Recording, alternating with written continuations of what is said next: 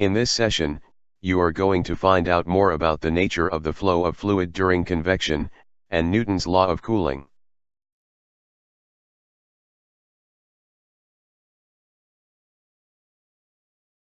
In the animation, you have a hot surface at the bottom, and a cold fluid flowing past that surface.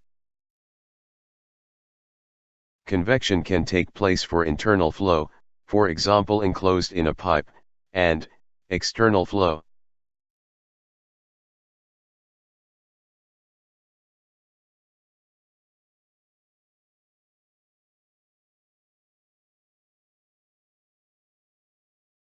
In this slide, you are introduced to the concept of a film, or boundary layer, next to a surface exposed to a moving fluid.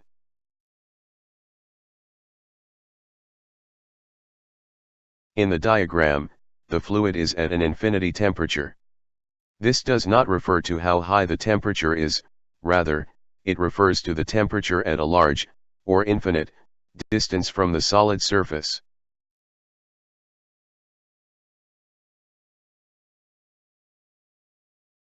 As your finger moves up from the surface, you will feel the temperature gradually dropping from Ts, the temperature of the hot surface, to T infinity, at a large distance from the surface. Further on, the temperature remains constant at T infinity.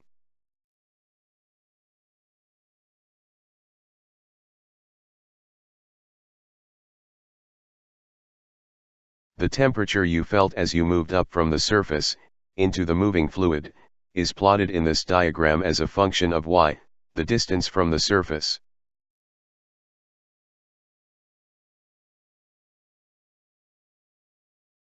The straight lines on the graph are approximations, because in reality, the temperature, as y increases, will gradually approach T infinity, as shown by the red arc in the diagram.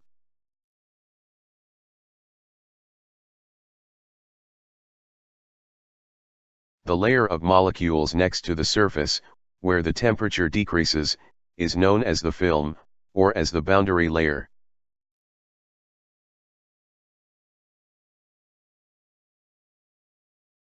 The film therefore is present just above the surface in the left-hand side diagram, as shown now.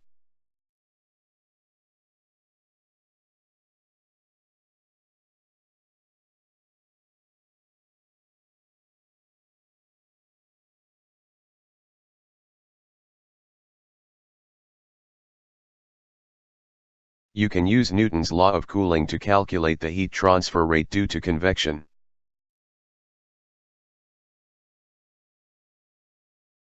You can see that Q is proportional to the surface area exposed to the moving fluid. It is also proportional to the temperature difference between the surface Ts and the moving fluid T infinity. H is the proportionality constant, and known as the heat transfer coefficient, with units of watts per square meter per Kelvin.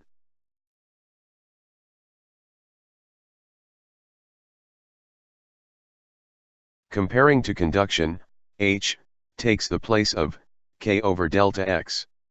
You can imagine that the film thickness, equivalent to delta X, will be smaller for increasing fluid velocity, as the heated fluid next to the solid surface will be whisked away faster, leaving a thinner layer of molecules with a higher temperature. This will lead to a higher value of H.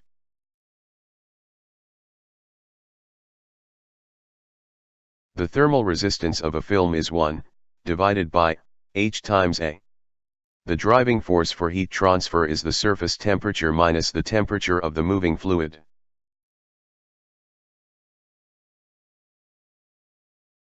Chemical engineers like working with dimensionless numbers, like the Nusselt number, that contains the heat transfer coefficient. K is the thermal conductivity, and L is the characteristic length of the surface.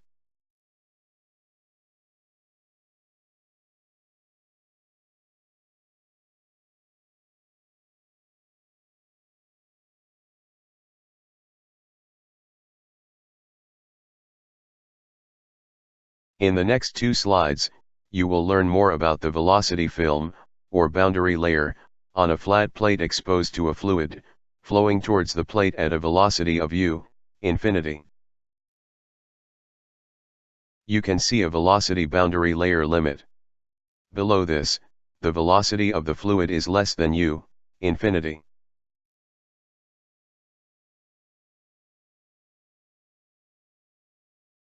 The fluid approaches from the left, and as it strikes the surface, the layer of molecules touching the surface slows down, and just about stops moving, due to friction between molecules and the surface. The bottom molecule is therefore inside the boundary layer as shown.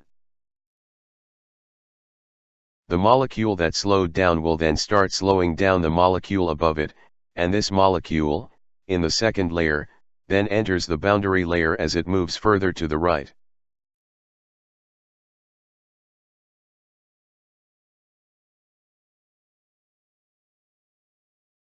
This molecule, which has now moved below the velocity boundary line, will then slow down the molecule above it, forcing it to drop into the velocity boundary layer when it moves to the right, and so on.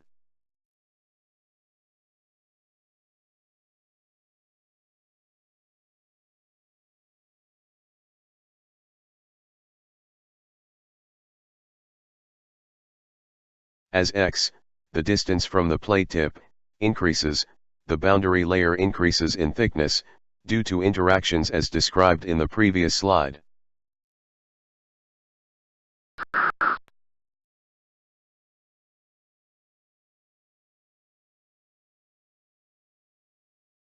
Initially, for low values of x, the flow is smooth as indicated by the arrows.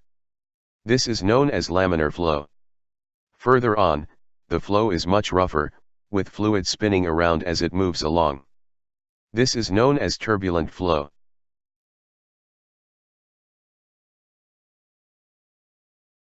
Another favorite dimensionless number for engineers, the Reynolds number, abbreviated as R.E., is used to measure the degree of flow roughness.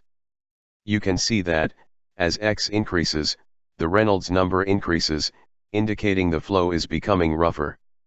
Density and viscosity are those of the fluid.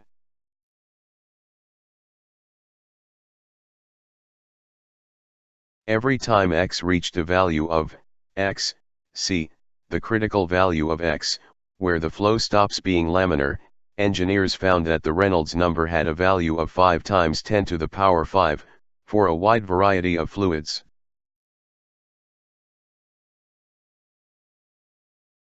If you have a plate that is longer than x, c, like the one in figure 6.6, you will find that the Reynolds number will be greater than 5 times 10 to the power 5 at the end of the plate, where x is equal to the length of the plate.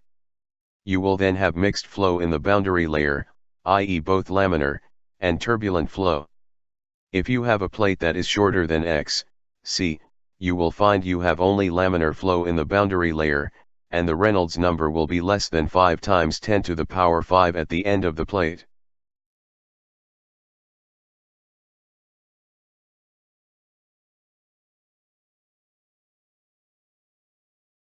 In the small diagram, the fluid flows over the surface of a circular cylinder in cross flow.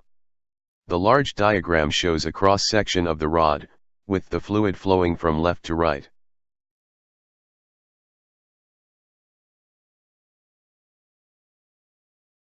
You can see that the flow is smooth, or laminar, where the fluid encounters the surface first, but, as it moves around the cylinder, the flow becomes turbulent in the wake.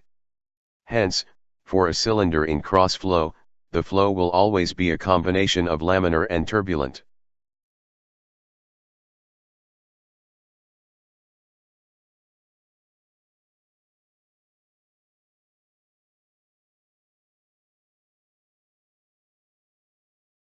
For flow across banks of tubes, you can have aligned or staggered arrangements as shown in the diagram.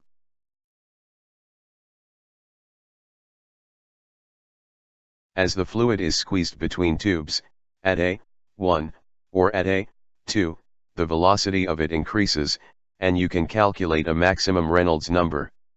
It seems obvious that most of the heat transfer will take place for the highest velocity, as this will be where the boundary layer is at its thinnest, and the temperature gradient will be the highest. Not so. That is why you will use the maximum Reynolds number to calculate the heat transfer coefficient for these systems.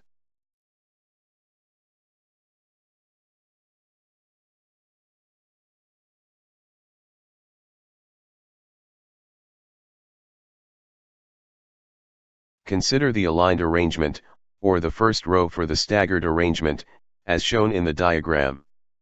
Fluid approaches as represented by the arrow, and all the fluid, between the two lines, will end up being squeezed between the two cylinders.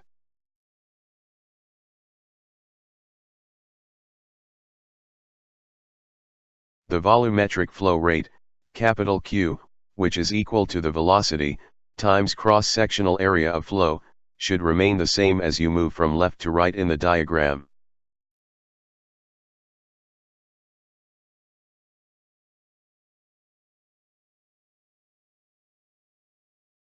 Before the tube bank, the velocity is v, and the cross-sectional area is st, times the length of the tubes, l. Between the tubes, the velocity will be v max, and the cross-sectional area is st minus d, all times l. V max can then be calculated as shown.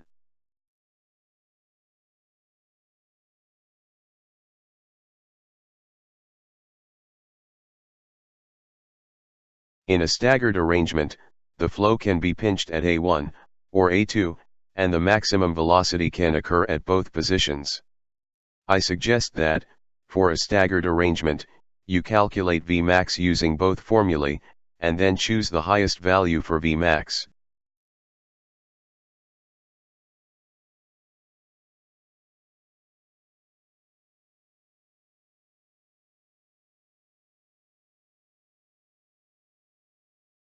For internal flow, the driving force for heat transfer in Newton's law of cooling, is taken to be the pipe internal surface temperature, minus the average temperature of the fluid.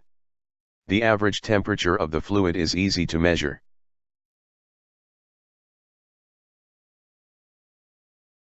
The Reynolds number, for internal flow, uses the internal diameter, or hydraulic diameter. The flow will be laminar below a Reynolds number of 2100. As before, the density and viscosity are those of the fluid.